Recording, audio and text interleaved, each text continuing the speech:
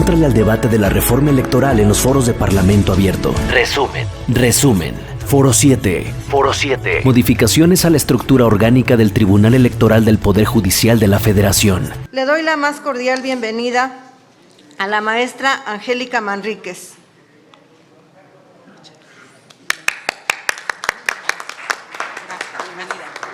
Al doctor Jorge David Aljovín. A la licenciada Silvia Gabriela Ortiz.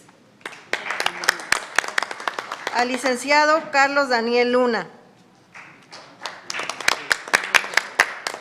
Al doctor Flavio Galván Rivera. Y a través de Zoom al doctor Eduardo Andrade Sánchez.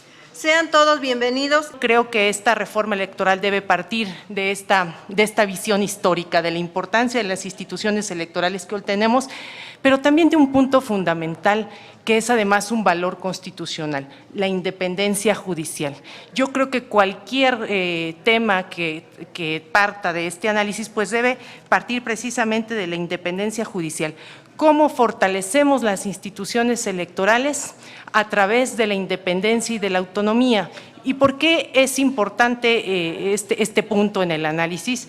La independencia judicial parece que es un concepto que se vincula nada más con la función judicial, pero no, es un derecho fundamental.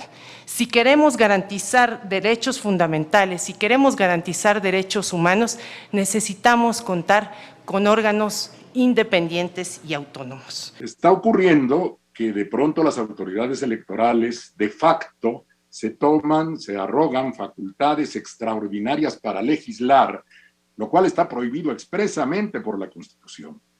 Debemos recordar que los legisladores y los juzgadores son igualmente responsables del ejercicio de la soberanía nacional y deben ser extremadamente celosos en el cuidado del sistema institucional.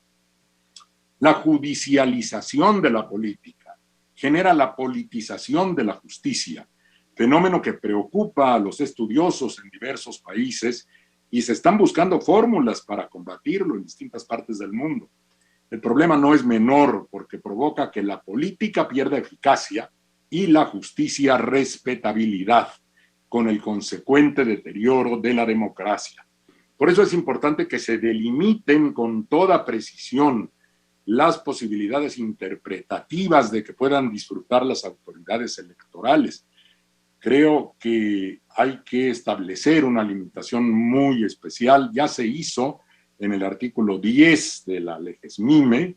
El tribunal no ha querido aceptar que esa es una facultad del Poder Legislativo, determinar la extensión de las facultades de los órganos judiciales. La independencia judicial no puede ir al extremo de pasar por encima de las facultades del Poder Legislativo. A mí me gustaría que el doctor Andrade, si así lo estima conveniente, pudiese abundar en esto, porque esta intromisión del Tribunal Electoral en los temas de la Cámara de Diputados, pues a muchos de los integrantes de esta legislatura nos hacen pensar que ya llegó la hora de una nueva serie de reformas electorales, una nueva generación de reformas. Me parece que en este momento lo que hace falta es definir las facultades del Tribunal Electoral y de las autoridades electorales, como dice Eduardo Andrade.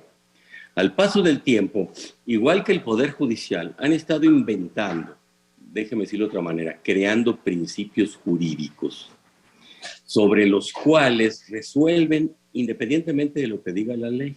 ¿Cuáles son precisamente las resoluciones históricamente que muestran cómo tanto la autoridad del Instituto Nacional Electoral como los tribunales electorales han tomado en sus decisiones atribuciones que no tienen conforme a la ley? La duda es si cuando la Suprema Corte de Justicia de la Nación toma conocimiento de un asunto, no debería de prevalecer sobre cualquier otro tribunal, incluyendo la Sala Superior, para evitar la posibilidad de que existan sentencias contradictorias. El mayor peligro viene de las propias disputas internas entre legisladores, o entre miembros de un partido.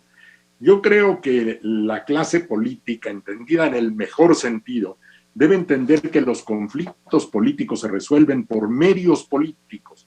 En la medida que los mismos miembros de los partidos o los legisladores quieren introducir la jurisdicción a sus territorios para defender posiciones políticas, ponen en riesgo la política y la justicia. Eso creo que tienen que cuidarlo los propios legisladores. No puede decirse que la elección de personas hecha al interior de los cuerpos legislativos forme parte del derecho electoral. El derecho electoral concluye su tarea con la revisión de última instancia de los resultados de las elecciones. Los congresistas no son gobernados para efectos de las situaciones que se desarrollan al interior de las cámaras. Como los ministros de la Corte no son gobernados respecto de lo que se resuelve en el Pleno de la Corte, el órgano colegiado es una autoridad y los miembros del órgano colegiado son miembros de esa autoridad, no son sujetos de las disposiciones de esa autoridad a la manera de gobernados.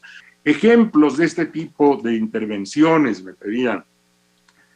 Todas las acciones afirmativas están constituyendo invasiones legislativas del INE sobre las atribuciones del Poder Legislativo. Yo creo que se necesitan muchas veces las acciones afirmativas, pero la acción afirmativa debe derivar de una decisión tomada por el Poder Legislativo. Indiscutiblemente, la Suprema Corte tiene la mayor jerarquía para cualquier decisión. Es más, se prevé en la Constitución que en caso de una discordancia de criterios entre el Tribunal Electoral y la Suprema Corte, por supuesto que tiene que prevalecer la de la Suprema Corte. Una de las críticas que haremos al Tribunal Electoral del Poder Judicial de la Federación como una ventana de oportunidad para mejorar en este ámbito es básicamente que este tribunal no solamente tenga una justicia abierta, sino una justicia dialógica. ¿Y a qué me refiero con esto?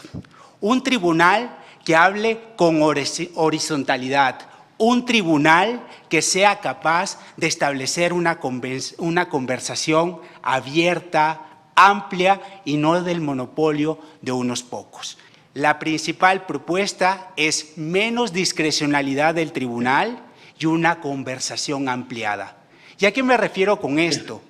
Porque nunca el tribunal ha establecido, ni a nivel constitucional, ni a nivel local, legal, ni reglamentario, ha establecido cuándo se deben llevar a cabo foros, consultas o simplemente determinar si existe o no la presentación de amicus curia. Yo me quiero centrar en un aspecto que ya mi compañera Angélica ha tratado, la importancia de la independencia y de la imparcialidad del órgano.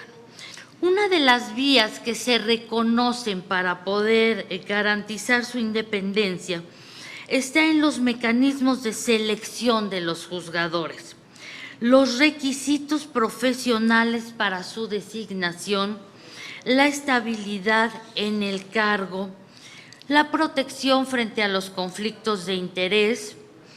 Últimamente debemos de reconocer también las garantías para la integración de estos órganos en condiciones de paridad de género.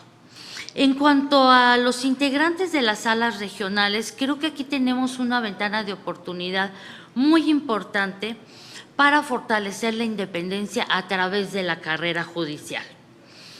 ¿Por qué no implantar una auténtica carrera judicial al interior del Tribunal Electoral, pero que cubra hasta el nivel de magistrados de sala regional? Esta es una reflexión y una propuesta que pongo sobre la mesa como una vía para fortalecer la independencia, imparcialidad y objetividad de los magistrados. Es importante destacar, sobre todo porque en la iniciativa presidencial se aborda respecto a este tema, en torno a cómo se legitima la elección de las autoridades electorales. Es decir, debemos plantearnos la pregunta, ¿cómo hacemos que una autoridad que vigila la elección de otras autoridades sea legítima? Al respecto, autores y académicos como Jaime Cárdenas Gracia han denominado a este problema como la ausencia de la legitimidad democrática de origen, en virtud del cual debemos preguntarnos cómo la decisión democrática, tan importante como es calificar las elecciones, queda en manos de personas que no son electas mediante un mecanismo democrático.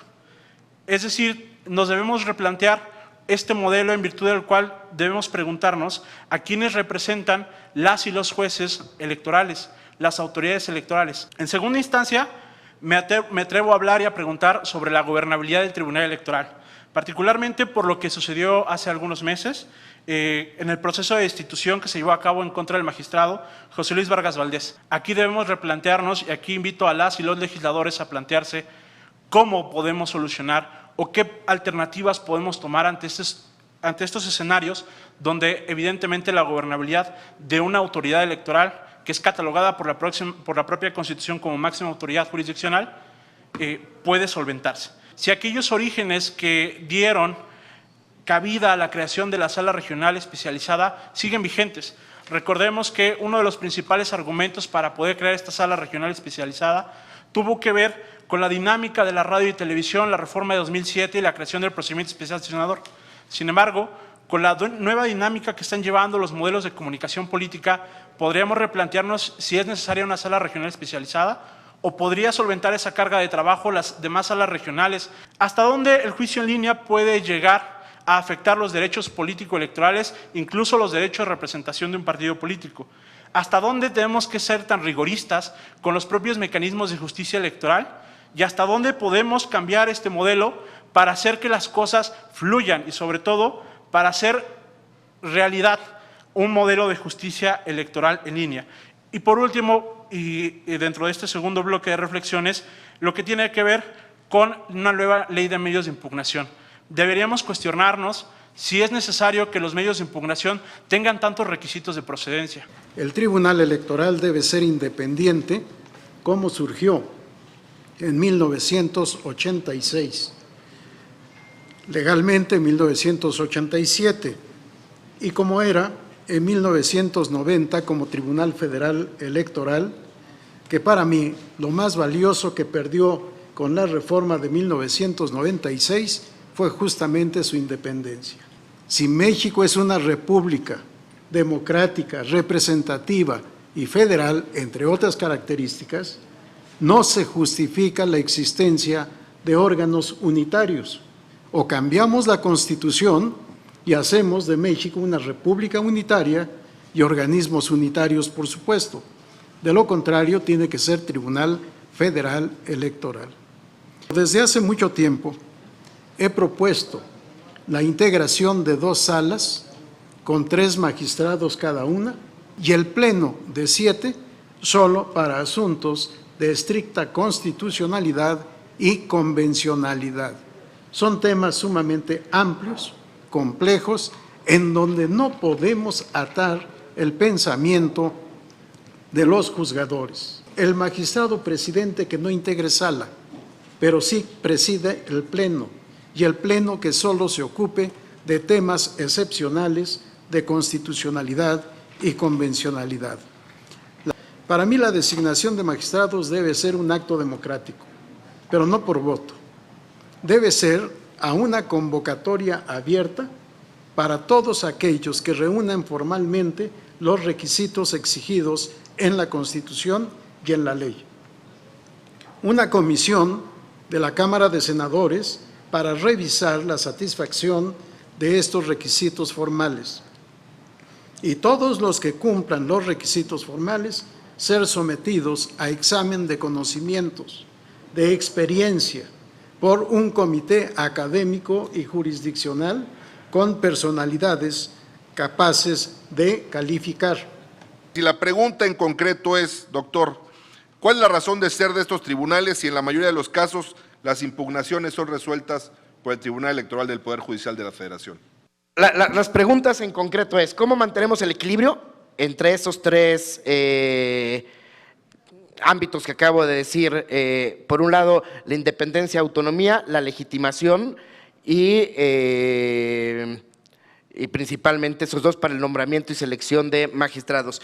Y en segundo lugar, ¿cómo podemos garantizar, tratándose de procedimientos especiales sancionadores, el cumplimiento de la normativa relativa a promoción personalizada y uso de recursos públicos cuando actualmente el tribunal no tiene facultad para sancionar y acaba siendo remitido a las Contralorías o al Congreso de los Estados si no hay superior jerárquico? ¿Por qué introducir la suspensión? Eso es lo que me llama la atención y quisiera que me contestara amablemente la ponente, la doctora Angélica. Es cuanto. Muchas gracias, presidenta. Me permito preguntarle a todos los ponentes, desde su perspectiva, ¿cuál sería su opinión que tienen sobre el ámbito de competencia del Tribunal Electoral por la vía de sentencia, inmiscuirse en asuntos y temas estrictamente legislativos? ¿Cuál es la razón de ser de los tribunales electorales locales? Resolver todas las controversias de elecciones, tanto municipales como elecciones de diputados, congresistas, locales y de gobernador. No tuve la suerte de obtener el dato estadístico, pero del 100% de asuntos que se conocen en los tribunales locales, es mucho menos del 40%, pero mucho menos. Anda alrededor del 20%, no tengo el dato exacto, los que llegan al Tribunal Federal. Yo creo que este control jurisdiccional que se lleva a cabo es adecuado. Debemos revisar con mucho cuidado para que solo sean casos excepcionales los que lleguen al Tribunal Federal en cuanto a elecciones locales y municipales. Por supuesto, tenemos que revisar qué actos sí son competencia del tribunal, qué actos no. Legislativos, definitivamente ninguno. De organización y funcionamiento, probablemente sí. Cuando se presentaron los primeros casos y que yo era magistrado, están ahí mis votos particulares, en donde dije con toda precisión, esto es derecho parlamentario. El tribunal es tribunal electoral, por tanto no tiene competencia. Pero la organización y desorganización ha evolucionado y tenemos que evolucionar también nuestra legislación. Solamente comentar algo, y creo que el punto es medular. Creo que al final del día, de lo que se ha planteado en esta mesa, tenemos que evitar lo que se ha denominado la supremacía judicial. Y a lo que debemos apostar es a la supremacía constitucional. Por lo tanto, no importando si es ejecutivo, legislativo o judicial, creo que es un llamado de atención, a partir de lo que nos comentaba el diputado Vázquez también, que hay que regular este tipo de materias porque hay cuestiones políticas no justiciables. Y ese es un debate que nos tenemos que dar. Si vamos a hablar en especial de sala superior, para mí esta inamovilidad debe empezar por el plazo de designación. Creo que debe ser el cargo de magistrado de sala superior un cargo terminal. Después de ser magistrado de sala superior, nada más. Si yo postulo la independencia del Tribunal Electoral, debo también postular la independencia del Servicio Jurisdiccional Electoral. ¿Cómo garantizamos la independencia? Revisando toda la historia del servicio público o del servicio profesional independiente del candidato al que vamos a designar. Mi propuesta va en el sentido de que repensemos de que la figura de la prohibición de la suspensión en materia electoral, repensemos esta figura cuando se interpongan los medios de impugnación en materia electoral. Seguramente aquí las legisladoras, los legisladores alguna vez han tenido que presentar algún medio de impugnación porque consideran que el acto resolución partidista o de la sala o de la unidad técnica de fiscalización, que es muy común en el INE, dicta alguna sanción, alguna medida, interponen el medio de impugnación y tienes que esperarte hasta la resolución. Mientras tanto, tu derecho se está, desde tu punto de vista, violando, se está infringiendo. Me parece que el elemento evaluación, el elemento examen para la designación, por ejemplo, de los magistrados regionales, que aquí también se mencionaba, es importante. Quizá valdría la pena el proceso de la Suprema Corte que incorporara la evaluación de los participantes, y eso nos permite eliminar un factor importante, la discrecionalidad, ¿no? Se decía, yo creo que con justa razón, que los juzgadores se legitiman a través de sus resoluciones. Entonces vamos a buscar juzgadores que puedan dictar resoluciones que cumplan los parámetros de legalidad y constitucionalidad a los que aspiramos que se apeguen todas las resoluciones y todos los actos dentro de los procesos electorales, no forzosamente porque tengan la misma fuente de una elección popular. Creo que vale la pena reflexionarlo. Yo replanteo nuevamente la cuestión de origen de legitimidad. ¿A quiénes se deben las personas magistradas? ¿A los partidos políticos? ¿Se deben a acuerdos políticos? Realmente, si una función debe ser jurisdiccional, ¿es válido que se deban a los partidos políticos? Desde mi óptica personal no debe ser así. Si vamos a hablar de legitimidad de las autoridades electorales, englobando incluso a las consejerías del Instituto Nacional Electoral, debemos hablar justamente de esta ponderación que habla justamente el diputado Santiago Torreblanca, y yo rescato su propuesta. Debemos hacer y ponderar la participación no solamente de los poderes públicos, sino incluso de la propia ciudadanía. Desde mi óptica personal, la iniciativa presidencial da una solución y una forma de ponderar esto, pero no es la única. ¿Cómo garantizamos que en un procedimiento especial de sancionador se pueda sancionar a personas servidores públicas? Esta prohibición es legal, inclusive se puede superar mediante una reforma que no sea constitucional. Se puede superar estableciendo un catálogo de sanciones a personas servidores públicas. Y la discusión aquí es en torno a cuáles pueden ser esos límites, cuáles pueden ser esas sanciones. ¿Qué opinión tienen sobre el ámbito de competencia del tribunal que por la vía de sentencias pretenden inmiscuirse en temas estrictamente legislativos? Y la segunda pregunta, estamos proponiendo en nuestra iniciativa temas de acciones afirmativas una vez iniciado el proceso electoral para dar certeza y legalidad. ¿Cuál es su opinión? No se está en contra de las acciones afirmativas, se está en contra de la forma en que se están llevando a cabo. Insisto, una omisión legislativa en abstracto, invadiendo incluso facultades de la propia Suprema Corte de Justicia de la Nación. Sin lugar a dudas, mi opinión particular es que la Sala Superior, al menos en los meses recientes, se ha excedido y está realizando actos no solamente materialmente legislativos, me atrevería incluso a catalogarlos formalmente legislativos, pues en sus propias sentencias, la propia Sala hace explícito que esa sentencia fungirá como norma general. Definitivamente el mandato del artículo 105, fracción segunda, en el sentido de que 90 días antes del proceso electoral no se pueden modificar las normas que lo regulan, creo que es importante. Hay criterio también de la Suprema Corte de Justicia de la Nación, puntualizando además cuáles pueden ser las normas electorales sustantivas que no pudieran ser bajo ninguna causa sujetas de modificación en vísperas de los procesos electorales.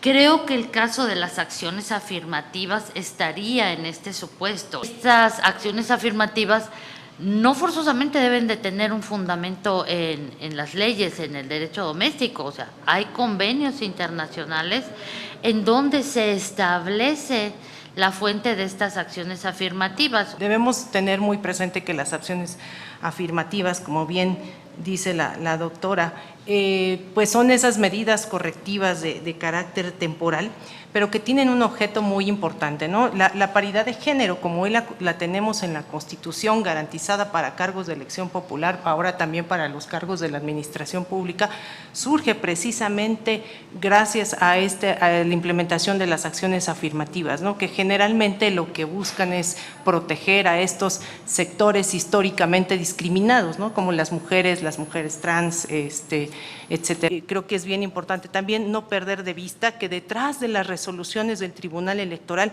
muchas veces está la protección de los derechos político-electorales. El Tribunal Electoral tiene o no competencia para asuntos parlamentarios.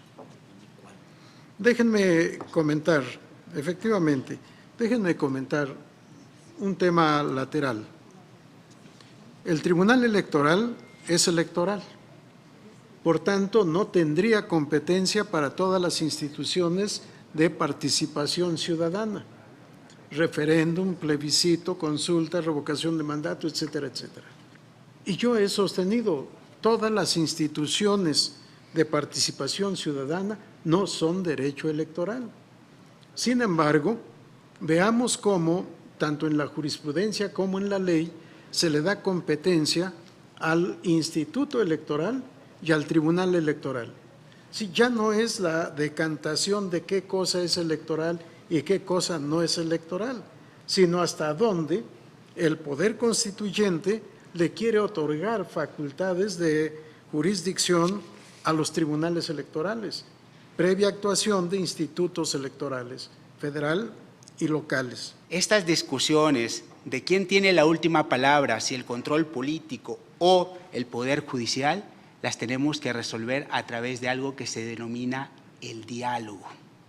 Y el diálogo que permite justamente que no se crea que con una resolución se cambie el mundo o se da un punto final, sino que justamente estos diálogos productivos entre el legislativo y judicial pueden dar lugar a discusiones posteriores. La iniciativa de López Obrador plantea un método de elección de magistrados radicalmente distinto, pero inédito para el sistema jurídico mexicano. Y me gustaría conocer, más allá de filias y fobias partidistas, qué virtudes y qué debilidades advierten en ese método de elección popular que propone el presidente. Un efecto democratizador. Y esa me parece que es la virtud de la propia iniciativa presidencial, porque nos hace pensar si finalmente estas personas son los más preparados, los más doctos, ya han pasado los procesos de selección, ¿por qué no podríamos elegirlos? Porque al final del día, si cumplen con las condiciones, pues podrían cualquiera de ellos ocupar el cargo. Yo creo que no debemos perder de vista que los magistrados, desde el origen, el Tribunal Contencioso Electoral, después el Tribunal Electoral Federal y ahora el Tribunal Electoral del Poder Judicial de la Federación, son producto de una elección. Nada más que es una elección indirecta. Eligen los representantes en algún tiempo de la Nación, la Cámara de Diputados. En otro tiempo era el Congreso de la Unión, las dos cámaras, o la Comisión Permanente en su caso. Ahora es la Cámara de Senadores, pero siempre han sido producto de una elección. La iniciativa del presidente de la República sin duda tiene una intención muy noble, muy importante y que se ha caracterizado este sexenio, es pues, por poner al pueblo en el centro de la toma de decisiones públicas, ¿no? No obstante, como lo decían anteriormente en mi participación, la propia iniciativa dice que busca fomentar, consolidar la independencia, alejar a los poderes judiciales, alejar al Tribunal Electoral de la influencia de otros poderes o de otros organismos. Por eso creo que es importante pensar con mucho detenimiento la posibilidad de elegir a los jueces o magistrados. Cámara de Diputados, Legislatura de la Paridad, la Inclusión y la Diversidad.